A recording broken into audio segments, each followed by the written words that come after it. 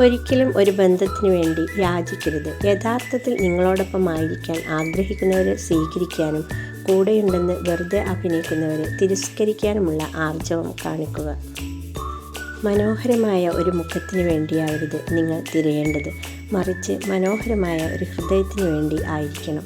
മനോഹരമായ രൂപമുള്ളവരെല്ലാം നല്ലവരാകണം എന്നില്ല, എന്നാൽ നല്ലവരായ മനുഷ്യരെല്ലാം എന്നും മനോഹരമായിരിക്കും. എഴുന്നേൽക്കുക, ധീരത കാട്ടുക, കരുത്തരാവുക. എല്ലാ ഉത്തരവാദിത്തങ്ങളും സ്വന്തം തോളിലേറ്റുക. സ്വന്തം വിധി നിർണ്ണയിക്കുന്നത് നിങ്ങൾ തന്നെയാണെന്ന് തിരിച്ചറിയുക. നിങ്ങൾക്കാവശ്യമായ എല്ലാ ശക്തിയും സഹായവും നിങ്ങളുടെ ഉള്ളിൽ തന്നെയാണുള്ളത്. ആർക്കും കൊടുക്കാത്തൊരു സ്നേഹം നമ്മളൊരാൾക്ക് നൽകുമ്പോൾ ആരും തരാത്തൊരു സങ്കടം തിരിച്ചു തരാനുള്ള അവസരം കൂടിയാണ് അയാൾക്ക് നൽകുന്നതെന്ന് ഓർത്തു വയ്ക്കുന്നത് നല്ലതാണ്.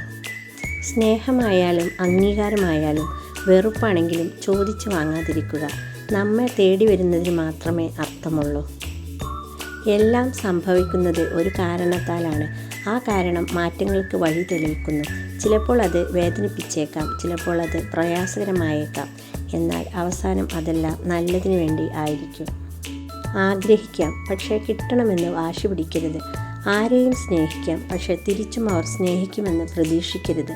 കരയാം, നമ്മുടെ സങ്കടങ്ങൾ തീരുവാൻ വേണ്ടി മാത്രം, പക്ഷേ മറ്റുള്ളവരെ സങ്കടപ്പെടുത്തരുത്.